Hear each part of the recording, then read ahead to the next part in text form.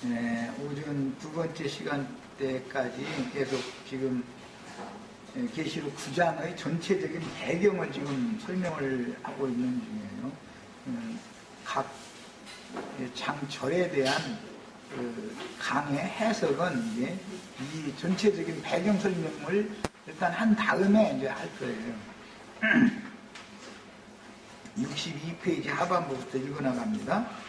황충은 초식이나 초목을 갉아먹는데 본문에서는 초식이나 초목을 해치는 것이 아니고 입맞지 아니한 사람들만을 해치라고 한 그 해치는 황충이니 사람이 하나님이 자기 백성들인 이스라엘 12지파와 세상의 모든 교회들에게 회개를 촉구하지만 듣지 않으므로 진노의 불과 연기로 진책하시기 위해서 쓰시는 군대 귀신들, 이것은 사람들을 해치는 것이라고 하는 것은 군대 귀신들을 상징적으로 황충이다, 무적행에서는 황충이다 이렇게 상징을 한 거예요. 그리고 전갈은 사망의 독을 가진 지옥 사자들이고 나름대로는 다 열쇠를 가진 자가 와서 열어가지고 그게 올라오게 한 자들이기 때문에, 그리고 또 뭐 금멸관 같은 관도 다 쓰고 있다. 그러니까 자신들의 그 영광을 자랑하고 하면서 나름대로 말씀 깨나 깨달았다는 사람들을 통해서 나타나는 거다. 영적으로 보자면 그런 것이고, 이스라엘 12지파에게 해당한다면은 이스라엘 나라를 애워싼 이방 적국들의 군대들을 말하는 것이다. 이게 해석을 할 때는 양면 해석을 하는 거예요. 이스라엘 12지파는 구약 성경에 예언된 네 번째 짐승인 로마에 의하여 멸망당했다가 먼 훗날 영국으로부터 독립한 이스라엘 왕국 백성들이 유대교의 교리에 사로잡힌 굳은 관념 때문에 회개하고 복음을 믿어 예수 그리스도를 주와 하나님으로 영접하지 않으니 이스라엘 12지파와 자칭 유대인이라 하는 무리의 지도자들이 세뇌시킨 교리들로 인하여, 이스라엘 12지파는 지우시라고 해가지고 유대교 지도자들이죠. 지금도 그들은 이제 모자 이렇게 유대인들 특유한 그거 차림 보셨죠? 유대인들 정통 복장하고 모자 이렇게 옆으로 이렇게 빵모자처럼 생겨 쓰고, 그 사람들이 이제 회당의 회당장들이고 율법 선생들이거든요. 예, 그 사람들은 자기네들이 그 교리를 대대로 가르치는 거예요. 그러다 보니까 하나님을 섬기는 도가 그게 진실한 도인 줄로 철두철미하게 그렇게 받아들이고 있는 거죠. 예, 그것이 굳은 관념이 되어버렸다. 여기에서 예수 그리스도의 복음을 통해서 예수 그리스도를 주와 그리스도로, 그들이 섬기는 하나님으로, 메시아로 영접을 하라라는 마지막 기회다 이 말이에요. 자, 그 다음에 이 전갈 채찍으로 징치하시는 이야기는 역대하 10장 11절로 14절, 열왕기하에도 나오지만, 르호보암이 자기 아버지 솔로몬은 그냥 채찍으로, 일반 채찍으로 국민들 다스렸지만 자기는 전갈 채찍으로 막 다스릴 거라고 한 걸 보면은, 그 왕권이나 제사장권이나 선지자의 권위가 있는 자들이 그 백성들을 무자비하게 이렇게 다루는 것을 전갈로 쏘는 권세라고 상징했다라는 걸 알 수 있는 것이죠. 본문의 입맞지 않은 자들은 이스라엘 12지파 중에 입맞지 않은 자들이며, 이방인들 중에서는 하나님의 이름과 새 예루살렘의 이름과 어린 양의 새 이름이 그 이마에 기록되지 않은 자들이니 모든 불신자들일 뿐 아니라, 즉 말하자면 성령을 받지 않은 자들을 입맞지 않은 자들이다 라고 말한다 이 말이에요. 그런데 본인들은 다 성령 받았다고 하니까 이제 이게 참 문제다 이 말이죠 지금. 유대인들이 다 자기네들은 여호와 영을 받았다고 그러지, 여호와 신이 자기네들과 함께 한다고 그러지, 우리들과는 하나님 여호와 우리가 섬기는 하나님이 함께 하지 않는다고 믿는 게 아니죠. 기독교계에 있는 사람들도 특징이 뭐냐면은 다 자신들은 성령 받았다고 그러지 악령을 받아 귀신의 영을 받았다고는 절대 않죠. 이게 참 문제인 거지요. 그러나 그들을 죽이지는 못하게 하시고 5달 동안 괴롭게만 하게 하셨다고 그랬어요. 이것은 선민들과 이방인들을 회개시키려고 보내시는 징벌로서 온 생명이 육신의 몸에 붙어있는 동안 죽음 세계의 고통을 맛보게 하시는 하나님의 진노 중에 베푸시는 하나님의 자비. 요엘서 2장에서는 너희가 돌아오기만 해라. 나는 심판하는 게 무자비한 하나님이 사실은 아니고 인애와 긍휼과 자비를 베푸는 하나님이다. 아까 읽었죠? 그러니까 지금 이런 황충의 난을 당하게 한 것은 하나님이 은혜를 입히시는 방법이다 이 말이시죠. 그 다음에 황충들의 모양은 전쟁을 위하여 예비한 말들과 같고 거벌이하는 먹금 같은 멸류관 비슷한 것을 썼고 이렇게 쭉 이어갔는데 맨 마지막에 보면 저에게 임금이 있으니 무적행의 사자라 줄쳐놨습니다. 히브리음으로 이름은 아바돈이고 헬라음으로 이름은 아볼루온이더라 이렇게 해서 자, 이 히브리음으로 말할 때는 히브리인들에게 하는 말씀이겠죠. 헬라음으로 올 때는 이방인들에게 하는 말씀이겠죠. 그러니까 이제 계시록 9장은 전체가 다 똑같이 무적행의 사자를 통해서 그가 지배하고 있는 악귀들을 동원해서 하시는 일인데 히브리음으로 말을 할 때 그 아바돈이라는 히브리음으로 말씀하실 때는 이것은 히브리인들에게 하는 말씀일 것이고 헬라음으로 말씀을 하실 때는 이방인들에게 하는 말씀이다. 이것을 우리는 알아야 된다. 성경이 말하고자 하는 의도를. 그래서 히브리음으로 아바돈이라는 말은 멸망이라는 뜻이에요. 헬라음으로 아볼루온이라는 뜻은 파괴자라는 뜻이니 이스라엘 나라를 에워싼 즉 아바돈을 적용할 때 히브리음으로 적용할 때는 이스라엘 나라를 에워싼 회교도들은 이스라엘의 평화와 안정을 파괴하며 기성교계에서는 자칭 유대인들이 진실한 성도들의 신앙 양심을 파괴함으로 교회를 박해하고 교회를 무너뜨리게 하는 일을 하는 거다 사실은. 양면 적용을 잘 이해하셔야 돼요. 5째 나팔을 이제 출처하면서 있습니다. 혈통적인 이스라엘 민족에게 적용되는 말씀들이며 6째 나팔 내용은 이방 민족들에게 적용되는 내용들인데 성경을 해석할 때는 반드시 누구에게 하신 말씀인지를 정확하게 분별하는 것이 참으로 중요하다.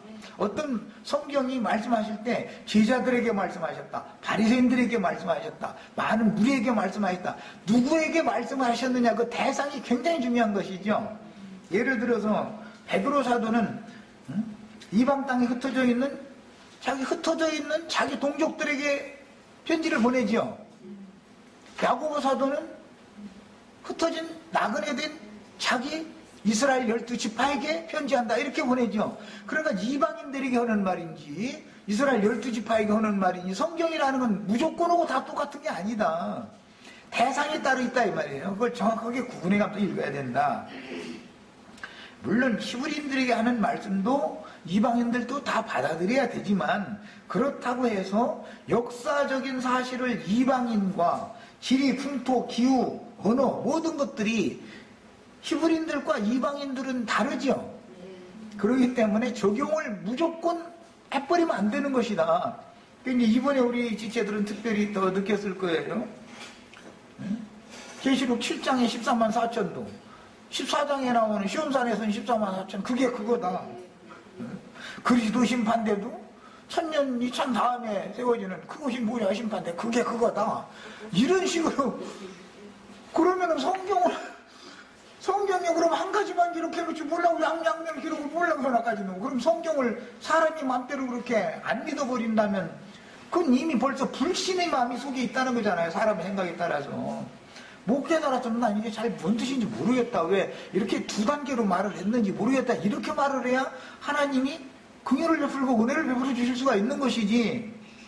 자기는 다 안다 해가면서 엉터리로 막 자기 생각대로 갖다 이렇게 성경을 임의로 이렇게 해석을 하고 막 때려 맞추려고 그러고 이렇게 해가지고 하나님이 어떻게 은혜를 베풀어 주겠어 그들에게.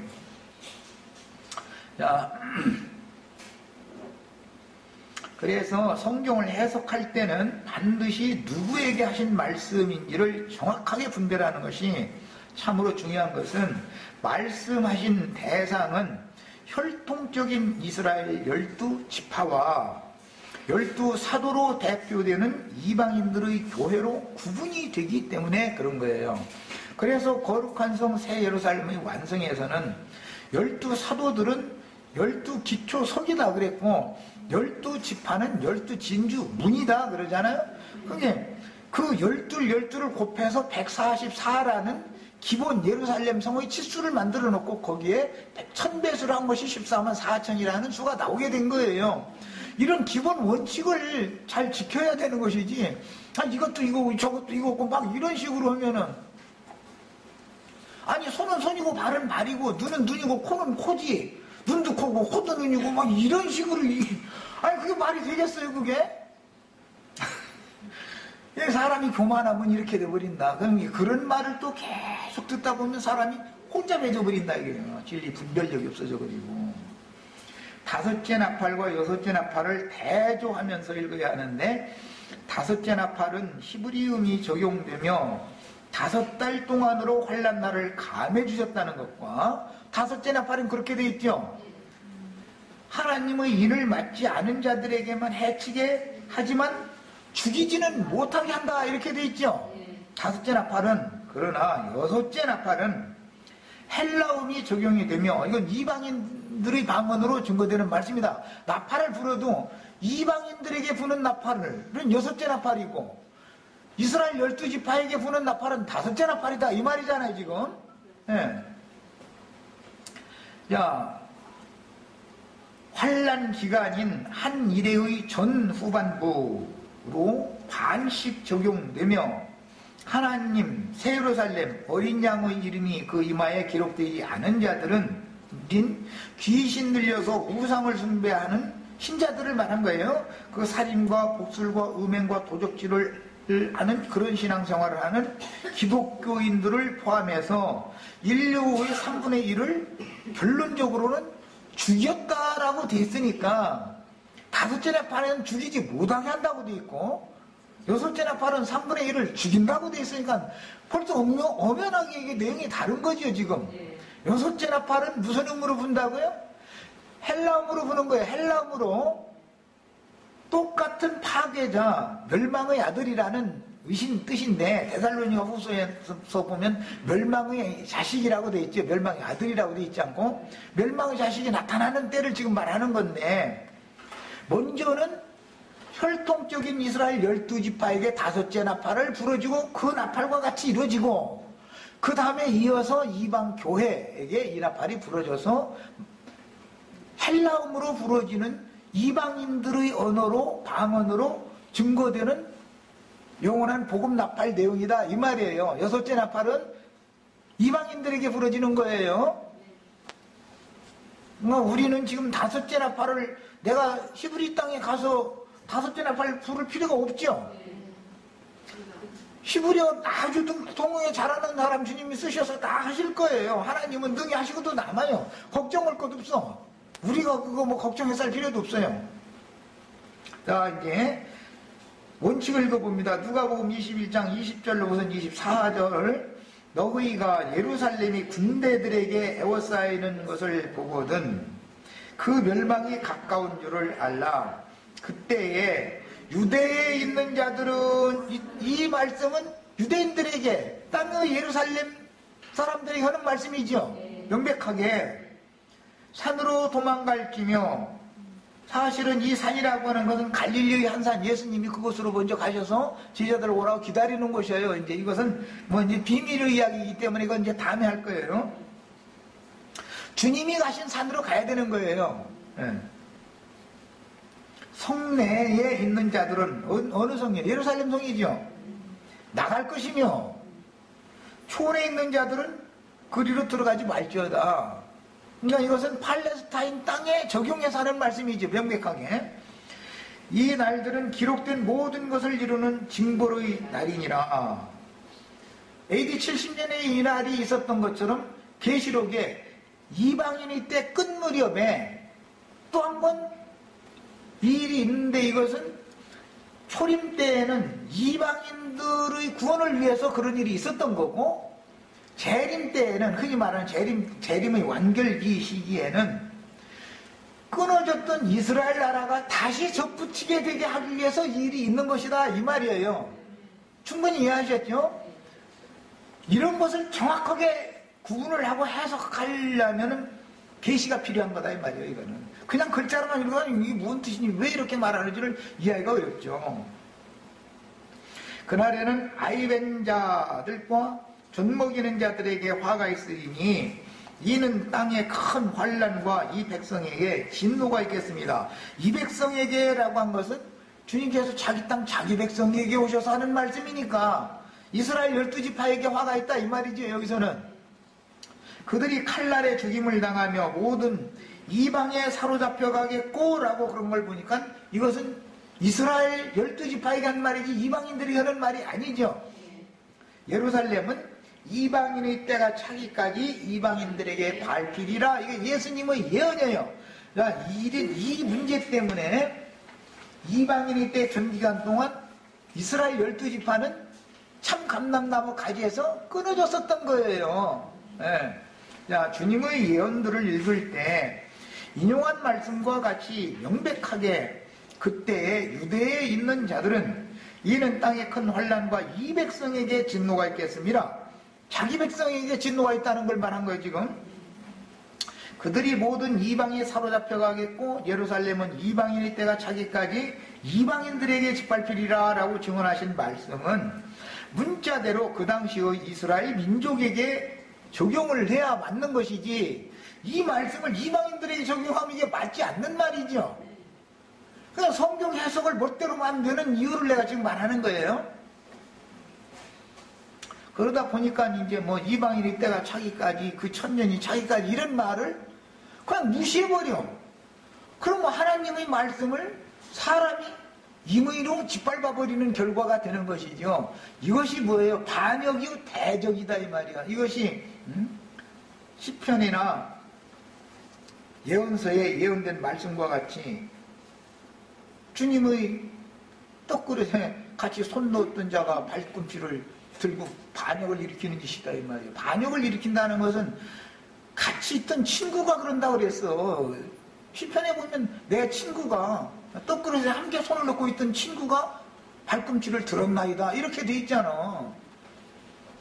그게 교회 중에 반역자가 일어나는 것이지, 세상에서 반역자가 내가 여기 지나가던 아저씨들 아줌마들이 나한테 당신만 말이야 왜 와가지고 날마다 계시록 이런 거 함부로 가르치면 이단인데 말이야 왜 계시록 가르치느냐고 이러고 따지는 사람이 하나도 없어. 난 누가 와서 뭘 얘기해. 아니 계시록도 성경이라고, 계시록으로 성경에 모든 말씀이 완성되는 거라고 난 자신 있게 말해. 이걸 안 가르쳐야 되는 것은 왜 그러는 거예요? 저희가 모른다고 해야 맞지, 그거 가르치면 이단 된다고 이런 식으로 억지 쓰는 건 말이 안 되는 소리죠. 그 다음에 이제 누가복음 21장 25절로 36절 사이를 읽어보겠습니다. 1월 성신에는 징조가 있겠고 땅에서는 민족들이, 여기 민족들이라는 것은 이방 열방 민족들을 말하는 거예요. 바다와 파도의 성난소리로 인하여 혼란한 중에 곤고하리라. 사람들이 세상에 임할 일을 생각하고 무서워하리니 함으로 기절하리니 이는 하늘의 권능들이 흔들리겠습니다. 여기 사람들이라고 한 것이 계시록 9장에서는 사람의 3분의 1을 죽이게 했다는 그 인류라는 용어예요. 똑같은 단어예요. 헬라어로 단어는. 인류라는 말이 여기는 여기 힉소스인 히브리인이라는 말과 이방인이라는 말은 전혀 다른 거예요. 성경의 개념이. 그때의 사람들이 인자가 구름을 타고 능력과 큰 영광으로 오는 것을 보리라. 이때 사람들은 이방인들을 말하는 거예요. 지금 이런 일이 되기를 시작하거든 일어나 머리를 들라 너의 속량이 가까웠느니라. 여기 너희라는 건 제자들을 염두에 두는 말이에요. 이에 비유로 이르시되 무화과 나무와, 이것은 이미 누가복음 21장 앞에 우리가 읽은 그 내용은 무화과 나무에 대해서 하신 말씀이었었죠. 모든 나무를 보라. 이것은 이방인들을 염두에 두는 말씀이죠. 싹이 나면 너희가 보고 여름이 가까운 줄을 자연히 하나니 이와 같이 너희가 이런 일이 일어나는 것을 보거든 하나님 나라가 가까이 온 줄을 알라. 이 말씀은 이 천국 복음이 모든 민족에게 증거되어야 하리니 그제야 끝이 오리라 라고 하는 말씀을 뒷받침하는 내용이잖아요. 내가 진실로 너희에게 말하노니 이 세대가 지나가기 전에, 그때 당시 예수님과 함께 살고 있던 세대가 지나가기 전에 모든 일이 이루어지리라. 천지는 없어지겠으나 내 말은 없어지지 아니하리라. 그래서 예언이 응해서 로마에 의해서 예루살렘 성이 무너지고, 그 다음에 이스라엘 백성들은 이방 천지사방으로 이제 피난가에 사는 건 다 도망가서 흩음을 당했던 거죠. 그래가지고 예루살렘 성은 이방인들이 짓밟기 시작했고, 지금 아직도 반만 회복이 됐어. 예루살렘은 아직도 완전히 회복이 안 됐어. 그리고 지금은 이스라엘 나라에 돌아온 이스라엘 국민들이 이스라엘 나라를 세웠어요. 그 자료를 뒤에 내가 지금 오늘 다 인쇄를 해드린 거예요. 집에 가서 읽어보시라고. 그러면 이스라엘 나라의 역사를 알아야 돼. 우리가 이 성경을 알려면 이스라엘 나라의 역사를 자세히 알아야 되는 거예요. 이스라엘 나라의 기후, 풍토, 정치, 그들의 언어, 그들의 관념 이런 것들을 몰라가면서 성경 공부 백날 해도 소용 몰라. 그걸 알 수가 없어요. 자, 그 다음에 너희는 스스로 조심하라. 그렇지 않으면 방탕함과 술 취함과 생활의 염려로 마음이 둔하여지고 뜻밖의 그날이 덫과 같이 너희에게 임하리라. 여기 너희는 12 사도들에게 지금 하는 말이에요. 여기에서 예수님 하신 말씀은 제자들 보고 하는 말이라고 지금 전부. 그 12 사도들 보고 하신 말씀은 신약교회 전체에게 한 말씀이죠. 12지파에게 하시는 말씀은 이스라엘 히브리인들 전체에게 하는 말인 거예요. 12지파에게 하는 말인 거예요. 이런 개념을 하셔야 돼. 자, 이날은 온 지구상에 거하는 모든 사람에게 이 말이라 그랬으니까 누가복음 21장 25절 이후에 나오는 말씀은 이방인들 온 지구상에 있는 사람들에게 적용되는 말이죠. 팔레스타인 땅 이스라엘 12지파에게 적용된 말씀은 앞에 24절까지고 이해하셨죠? 25절 이하에 있는 말씀은 온 지구상에 있는 모든 이방인들에게 하는 말씀이다. 이처럼 성경을 해석할 때는 누구에게 한 말인가를 우선 잘 정확하게 이해를 해야 된다 이거예요. 자, 인용한 본문은 말씀의 흐름을 따라 이방인들이 모든 민족에게 적용하여 성경을 이해해야만, 이건 여섯째 나팔을 말하는 거예요. 여섯째 나팔은 히브리음으로 나팔을 부는 게 아니에요. 헬라음으로 나팔을 부는 거예요. 여섯째 나팔은. 그래서 성경이 말하고자 하는 대상이 누구인가를 먼저 살피는 것은 참으로 중요한데, 계시록의 예언들도 구조는 동일하므로 어떤 예언은 이스라엘 12지파에게 하신 말씀이고 어떤 말씀은 교회들과 이방의 불신자들에게 하신 말씀이다 라는 것을 이해를 해야 되는 거예요.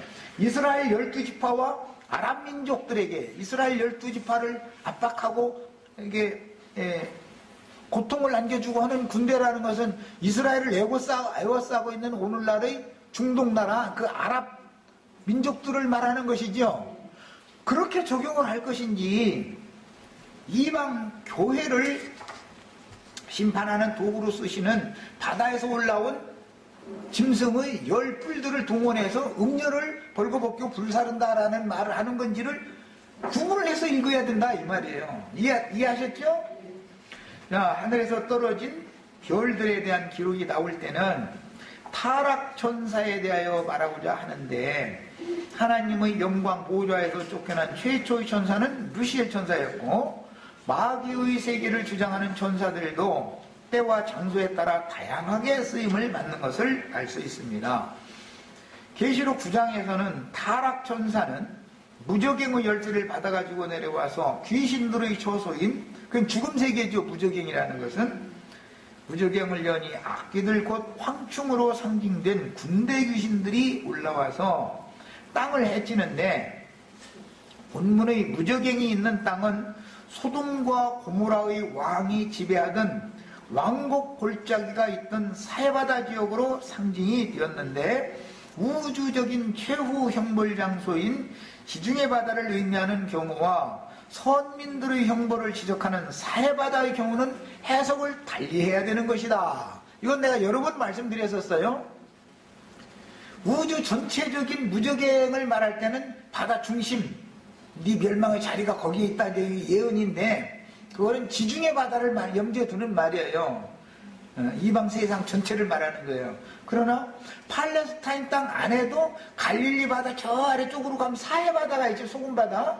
그러니까 그것은 이스라엘 12지파에게 한정해서 멸망의 장소로 너희를 다 멸망으로 다 심판해버리겠다라고 할 때는 사해 바다로 상징을 하고, 이방인들을 심판할 때 큰 바다에 불이 붙었다 이렇게 말할 때는 지중해 바다로 상징이 되는 거다. 이걸 알아야 된다 이 말이에요. 그런데 이제 아까 이스라엘 나라의 지리상에서 보면 동편 땅에는 유브라데 강을 건너서 이라크나 이란이나 이런 나라들로 돼 있지 바다가 없죠. 그래서 땅 끝까지 복음을 전파해라 했으면은 사실은 동쪽으로의 끝으로 한다면 우리나라죠. 자, 그런데 복음을 바울 사도가 초대교회 때 전할 때 소아시아에서 동방 쪽으로 복음을 전하려고 가려고 하니까 예수 영이 막았죠. 그래서 할 수 없이 마게도냐 지중해를 건너서 서방으로 이제 가게 된 거예요. 그래서 마게도냐를 거쳐서 이탈리아를 거쳐서 영국으로 건너가서 미국을 돌아서 태평양 건너서 다 우리 쪽으로 오는 것이 나중 일이어야 하나님의 뜻이 맞는 거다 이 말이에요. 그런데 이제 반대로 로마 교의 복음은 중동에서 시작해서 마게도냐로 간 거, 이탈리아로 간 것까지는 같아요. 그런데 서로마교는 에스파냐, 오늘날 스페인, 포르투갈을 거쳐서 저쪽 남미와 중미를 거쳐서 필리핀 쪽으로 들어가서 지금 회교도들과 한타령이 돼버렸죠. 그들은 그렇게 만나는 거예요. 우리의 도서는 영국을 거쳐서 미국을 거쳐서 우리를 거쳐서 이스라엘 입맞은 자들과 한타령이 되는 거죠. 주 안에서 유대인이나 이방인이나 다 주 안에서 하나로 건축되어야 된다. 그런데 두 건축이 있다 이 말이에요. 두 건축이. 하나는 이탈리아를 통해서 에스파냐를 거쳐서 남미 쪽으로 해서 중미로 올라와서 이제 아시아로 오는데 필리핀이나 말레이시아나 이런 데로 가가지고, 말레이시아 이런 나라는 전부 다 회교도국이잖아요. 파키스탄 뭐 이런 데로 이렇게 가고 있잖아요.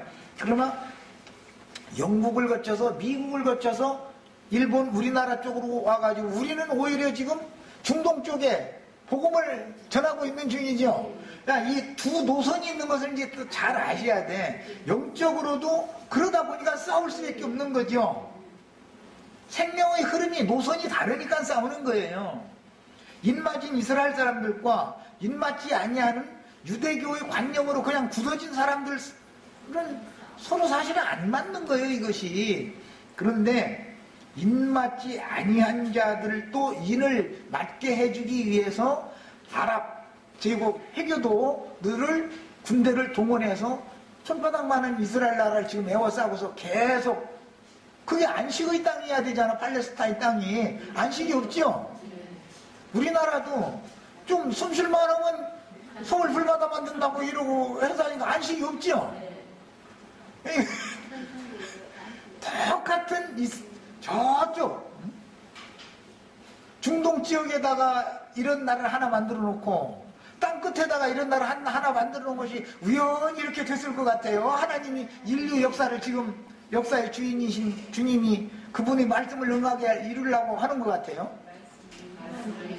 이게 믿어져야 돼. 성경을 읽으면 이것이 믿어져야지. 내가 억지로 이거 믿으셔 한다고 안 믿어지면 나도 어떻게 안 믿어. 나는 그런데 안 믿으려고 아무리 발버둥을 쳐도 그냥 성경이 이렇게 돼 있어가 믿어져.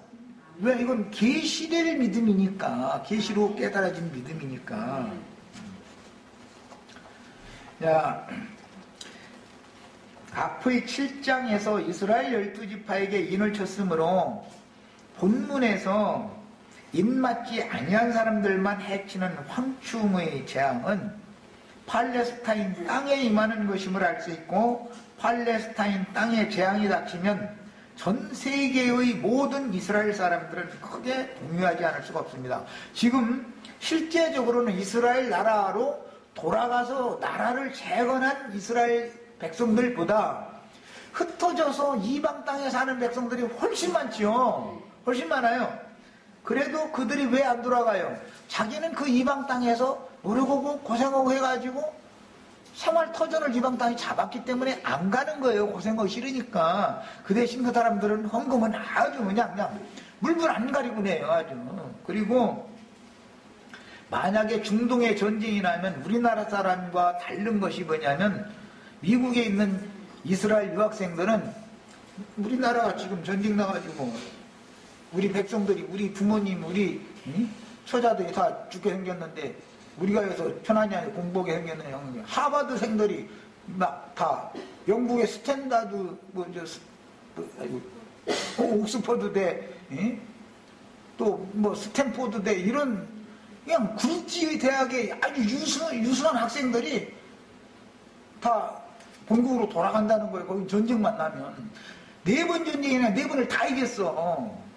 그만큼 거긴 강해요. 그럼 우리는 북한하고 전쟁에도 좋다고 떠드는 놈들 치고 저희 아들, 딸 비행기표 미리 구해, 거기는 압력 넣어가지고 비행기표 다 사게 돼 있어. 우리 같은 사람 비행기표 이제 그때 이제 뒤늦게 살라고 하면 돈 더 내라고 하거나 아니면 비행기표 떨어졌다 해가지고 가도 못해. 우리는 꼼짝 못하고 우리가 전쟁해야 돼. 우리나라는 기득권자들이 정신세에 이렇게 썩었는데 이스라엘 사람들은 그렇지가 않아요. 그런 걸 우리는 본받아야 돼, 국민 정신을. 만약에 북한이 뭔가 여차해가지고 말이요, 만약에 전쟁을 일으킨다 그러면은 전 국민이 일치단결 해가지고 그걸 대항하고 해서 그래야 물리치지. 도망가기에 바쁜, 그러면은 이거는 전쟁 수행이 안 되는 거예요. 그래, 난 우리나라 큰 소리만 뻥뻥 치고 기득권 누리는 그 사람들 괜히 미워하는 것도 아니지만은 하는 짓거리마다 그냥 말이나 이쁘게 했으면 좋겠는데, 그냥 빚내서 그냥 뭐 강파고 뭐고 다 해놓고 나서 우리가 안 갚아도 되고 후대가 갚으면 된다, 이런 소리 나와가지고 말이나 이쁘게 해야지. 아니, 후대가 자기 자손에게는 뭘 손에다 쥐어주는 걸 물려줘야지. 빚만 잔뜩 물려주는 것이 그게 뭐하는 짓이야. 난 답답해 죽겠어. 그런 소리 들어보면은. 사람이 책임성 있는 말을 해야 되는 것이고 말이야. 형편이 이러니까 우리가 산업을 일으켜야 되니까 우리가 좀 빚을 져서라도 이렇게 해야 되겠습니다. 국민들이 이것을 이해를 해 주십시오. 이렇게 설득하고 이해를 받고 이래가지고서 뭘 해야 되는데 그냥 막 포크레인 동원해가지고 막 갖다 파기만 하면 뭐가 되는 줄 알고 현대건설식으로 나라를 경영하려면 되냐 이 말이요. 아니 제발 이번 대통령이랑 하기는 그냥 이번 대통령은 그런 거 알도 못하니까 그런 짓은 않겠지 설마. 아니 제발 좀 이제 좀 정신 좀 들여 잘 좀 했으면 좋겠어 이제 좀. 예. 그리고 툭 하면 말이야, 북한 전쟁해도 좋다 이런 소리 좀, 그런 놈들 다 당신들 입 다물으라고 말이야. 전쟁하기 좋으면 말이야, 당신들 아들들 왜 군대 안 보냈느냐고. 나 같으면 당장 그래. 근데 꼭 장관 국무총리부 하겠다고 시켜놓고 이렇게 보면 또 저희 아들은 군대 안 보내는 놈들이더라고. 야, 약간 이래가지고서 나라가 뭐가 돼? 우리도 이스라엘한테 많이 배워야 돼요. 어떤 위기 상황이 오면 국민들이 일치단결해가지고서 한마음 한뜻이 돼가지고서 그냥 세금 한 푼이라도 더 내야만 나라가 전쟁 수행을 할 거 아니에요. 그런데 세금 띄워먹고 도망갈 생각이나 하고 앉았고 말이야. 나라가 전쟁 벌어졌는데 이러고 앉았으면 뭐가 되겠어. 나라가 망하지. 세상 나라가 이런 것처럼 사실은 내가 얘기하려고 그래요. 교회에 어떤 어려운 난제가 생기고 문제가 생기면은 좀 안을 쓰지만 헌금이라도 한 푼이라도 내가 더 자원해서 더 내야 되고, 요거도 먹는 짓이랑 내가 앞장서야 되고, 이렇게 해서 일치단결을 해야 교회가 뭐가 든든하게 세워지는 것이지, 교회를 무너뜨리는 악령의 역사가 있는 것을 뻔히 보면서도 뒤로 슬슬 빼고 눈치 나서 슬슬 보고 어떻게다가 봐서 기회 잡아가지고 하면 획하면 어디로 그냥 빠져보고 싶은, 만약에 이런 생각이, 그런 생각으로 교회 생활을 해가지고는 그거는 새 나라를 세울 사람이 아닌 거다. 어떤 역사 사극을 한번 보세요. 고려라는 나라를 세울 때 그 세운 사람이 미리 그 한민족들한테, 중원민족들한테 사로잡혀간 조상들 거기 같이 사로잡혀가지고 해서 고생하고, 그러다가 결국은 그 정신이 살아있다 보니까 우리 본토로 우리 이제 돌아가가지고 우리나라 세워야 된다 해서 결국은 나라 세우고, 그런데 그 죽을 고비를 수도 없이 남기잖아. 그런 어떤 정말로 주님을 위해서 충성을 다하는 소수의 어떤 무리가 있어야 나라를 회복할 수 있는 것이지, 그냥 아니라고 편안한 생활을 하고자 하고 그냥 아무 이상과 계시가, 물론 계시가 없으니까 그런 건데, 이거는 억지로는 안 돼.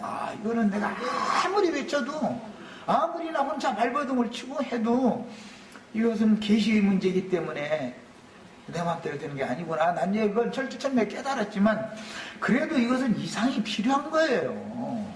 하나요? 이제 이것은 이스라엘 나라에 대해서 제일 설명을 잘 해놓은 그 인터넷상에서 내가 위키백과에서 이제 발표를 해서 인쇄를 해드렸어요. 국가명은 하티크바라고 해서 이것은 이스라엘 공화국이라는 말이에요. 수도는 예루살렘. 그들의 공용어는 히브리어와 아랍어를 같이 써요. 왜 그러냐면 55% 정도는 히브리인들이고 45% 정도 중에서 이제 한 40% 이상이 아랍인들이에요. 그러니까 당연히 두 말을 사용할 수밖에 없죠. 그리고 또 성경 자체도 히브리어로만 구약 성경도 돼 있었던 게 아니죠. 아람어도 조금 있어요. 왜냐하면 히브리인들과 아람인들은 필연적인 연관성을 맺기 싫어도, 우리나라와 중국이 연관성을 맺기 싫어도 우리나라 사람이 중국어를 못하면은 나라 경영이 안 됐죠. 일본어를 모르면 우리나라가 살아남을 수가 없어요. 툭하면 일본 놈들이 밀고 오거나, 툭하면 중국 놈들이 밀고 내려오거나, 아주 우리나라는 가운데 끼어가지고 동네 국여 완전히 그냥. 그러니 우리도 이스라엘처럼 에워싸여 있으면 국민들이 일치단계로 힘을 길러야 될 거 아니요. 나는 좀 안을 들이지만 김일성이가 말이야 핵포탄 만들었다고 떠들면 그 5개 만들었다면 우리는 10개 만들어버려요. 그리고 우리는 쓰려고 만드는 게 아니고 우리도 대비를 하고 있어야 걔들이 장난질을 못 친다. 난 이 말하는 거예요. 우리의 힘을 길러야지. 너희 만들었지만 우리는 평화적으로 할게. 그건 안 통하는 소리인 거예요. 그게 통해요, 그게? 응? 이건 생존 경쟁인 건데, 또 괜히 국가의 정책은 핵무기 안 만드는 거였는데 말이야, 저 말씀 가르친다는 사람이 핵무기 만들어놨다, 또 이러고 소문날 겁니다. 근데, 지금 이스라엘 나라는 핵 보유국이라고 다 인정하고 있어요. 그렇지만 이스라엘 나라는 핵에 대해서 이쁜 것도 안 해요. 입을 안 열어. 근데 분명히 핵보유국이다. 왜? 미국의 핵무기를 만드는데 이스라엘의 과학자들이 가서 만들어주고 도로 자기네들하고 갔으니까 미국이 다 핵무기 만드는 기술을 일러준 사람들이 저희 나라에 가서는 안 만들 리는 없잖아. 그래서 유대인들을 소련이죠. 소련 사람들이 유대인들을 그렇게 어마어마한 돈을 줘가면서 해가면서 데려가서 몇 년 동안 그렇게 대우를 해준 건 뭐였지? 미국이 핵무기 만들었는데 우리라고 안 만들면 저희가 죽게 생겼으니까. 그래서 이 이스라엘 사람들이 이게 이 두뇌가 당어들 무려. 핵무기는 이스라엘 사람들이 만드는 거예요, 그게 사실은. 그런데 나는 이것도 하나님이 이스라엘 백성들을 그렇게 전 인류를 자멸하게 하는 도구로 그렇게 쓰시는구나. 난 이걸 이미 벌써 몇십 년 전부터 나 이것도 생각하고 있었어. 미국에다가 핵무기 만드는 거 가르쳐주고 소련에가 핵무기 만드는 거 가르쳐준 사람들이 이스라엘 유대인들인데 그 나라가 에워싸여 있는 상태에서 그 나라가 아무 대비도 없이 그냥 그래 너희 그냥 해버려. 그럼 우리는 이러고 있다가 그냥 참고 있으게. 그 사람들은 이스라엘 사람들은 절대 그렇게 안 해요. 절대. 우리도 정신 차려야 돼 지금. 예, 미국이 막 두려우니까 미국이 핵무기 갖다가 여러분 만약에 말이야 북한에서 핵 쏠려고 그러면은 우리가 핵무기 우리나라에 자꾸 있으니까 얼른 갖다 너희도 쓰게 해줄게.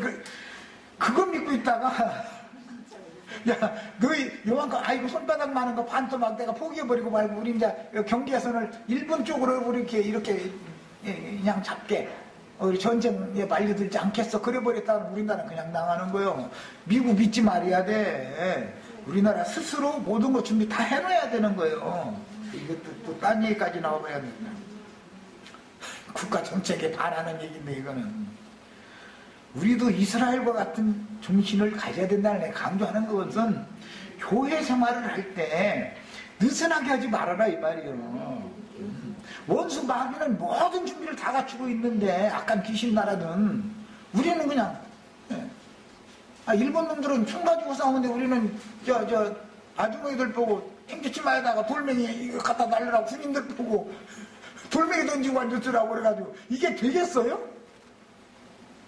그래가면서 뭐 권율장군 행주산성이 해봐야 몇 조군 갔어. 그럼 거기서 이겼어야 되는데 결국은 무너졌잖아. 총 쏘는 놈한테 돌멩이 던지는 사람이 이긴 건 아니잖아. 그렇게 용감하게 싸웠다는 것 뿐이지. 그렇게 대책 없는 짓을 해서는 안 돼요. 우리도 우리 형제 자매님들 나 혼자만 이렇게 타게 혼자 떠들게 하지 말고 그냥 생명 내놔야 돼. 이것이 분명한 진리면 생명 내놔야 되는 거예요.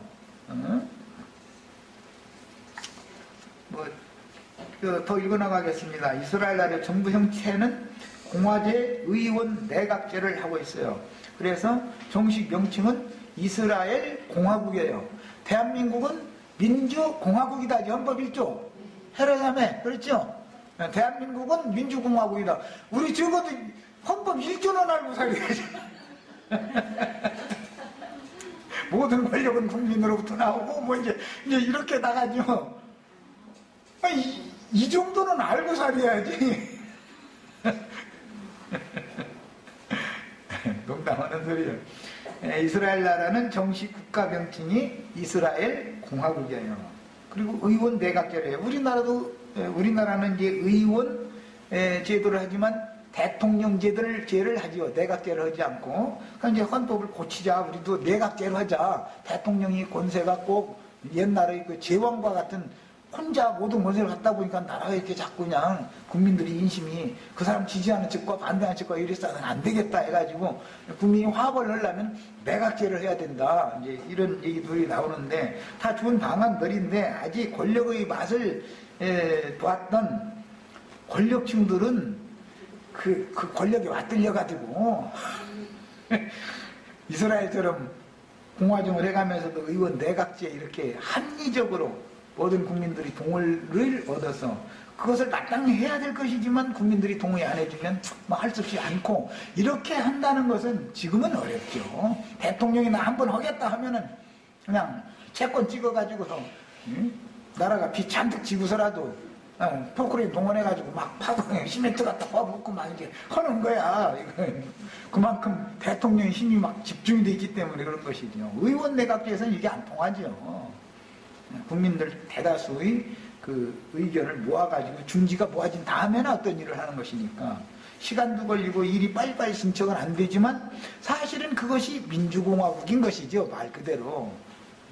그러니까 우리나라는 민주화되려면 아직은 먼 거지. 그러니까 뭐 정치 얘기까지 나왔는데 이런 세상사의 이치를 알아야 성경을 알기 때문에 내가 정치 얘기도 하는 거예요. 사실 그러나 이것은 교회사에 대해서 이해를 시키려고 하다 보니까 이런저런 얘기가 나온 거예요.